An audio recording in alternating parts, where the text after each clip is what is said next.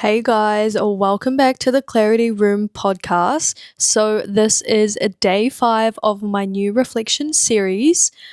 I am still wearing my winter sweaters just because it has been windy, raining, and cloudy, and it's been a little bit cold. So, this whole series is literally mixed with summer and winter clothing, which is crazy.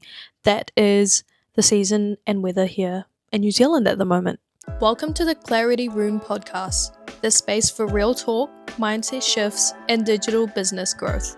I'm your host, Elaine Clare, an entrepreneur and a digital mentor, and I'm currently navigating the ups and downs of being in my 20s. I'm also currently building an online business and trying to build my dream life on my own terms. This is a safe space to build clarity in your life, grow your confidence, and take action towards your dreams. And hey, it's not always formal and serious. You'll also find some fun and lighthearted episodes along the way. So let's dive in. So anyways, today's episode is all about, it is a tribute episode to the version of yourself that you outgrew. And I was really thinking about this topic because a lot of us have heard on TikTok that 2025 was actually the year of the snake, which meant that we've changed so much to the point that we've literally shed off our old skin and have moved on to our new skin, which is the new version of ourselves. Hopefully that made sense for you guys. But basically, I want to talk about the version of yourself that you outgrew and the version of myself that I outgrew this year. There was a lot of people pleasing, playing small, and also staying comfortable. This is the time of the year where you need to reflect back on who you've been, what you want to do, and who you want to be for the next year. Obviously, outgrowing your past self can be a little bit uncomfortable and it can be quite emotional. But in saying this is something necessary in order for us to move into the new year. People pleasing for me have showed up in so many ways, including always saying yes to specific things, and now I've learned how to say no if I am tired and if I am exhausted and I want quiet time for myself, but also shrinking myself to keep the peace.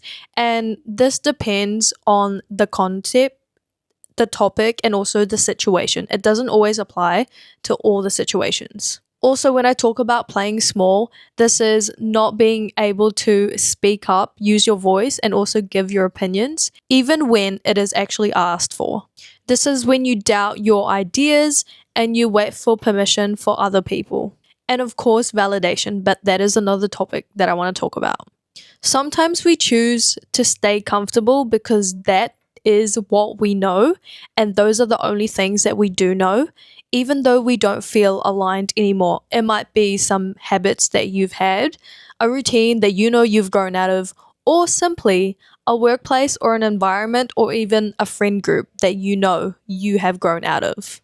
Obviously, it's going to be scary to change new things in your life, but this is when we have to accept humility.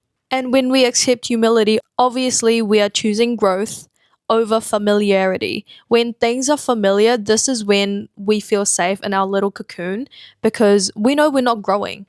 But in order to change yourself, like I said, you have to shed your skin in order to become the new version of yourself. So for me personally, I've started to choose myself by saying no, by creating boundaries, and protecting my peace and energy when it comes to certain things. Even if you miss your past self or some past things or past friends, this is you looking back on the old versions of yourself that you outgrew.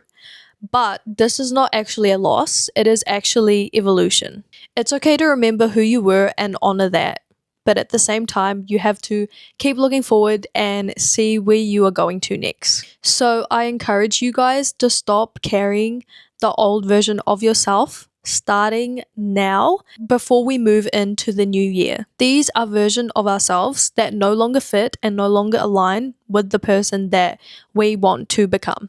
The new year doesn't necessarily require a new identity. So when people say new year, new me, it doesn't have to, be literal. You can change physical things about yourself. You can make new goals and become someone who you haven't been. But like I said, this doesn't require a new identity. It just requires honesty for yourself and to yourself. You really need to release any guilt, any expectations, and also any outdated beliefs that you don't believe in anymore. Like I said, it is okay to change yourself. I always hear the saying that you don't actually have to wait till Monday, or you don't have to wait until 8 o'clock in the morning to change yourself. You can change yourself right now, on a random Friday, on a random Tuesday, at whatever time. That's just a trick that we play with our mind and something that we tell ourselves because we want to procrastinate and put things off. So I just want to close with something really important. Becoming more of yourself may actually cost you comfortability, but it is worth it in the long run. An exercise for this episode is I want you guys to write down in your journal a version of yourself that you are ready to let go. So that is basically everything for this episode. I will see you guys for episode 6. And yeah, bye for now. See you next time. Thank you so much for listening to this episode. This is the Clarity Room podcast, and I'm your host, Aline Claire. If you want to watch the full video of these episodes, make sure to follow my YouTube channel, The Clarity Room Podcast. And if you want to learn a little bit more about my online business and how you can start your own side hustle using social media, then my socials will be in the show notes below. Connect with me if you want to learn more. Otherwise, I will see you guys in my next episode. Bye guys, have a good day. And remember that nothing changes if nothing changes.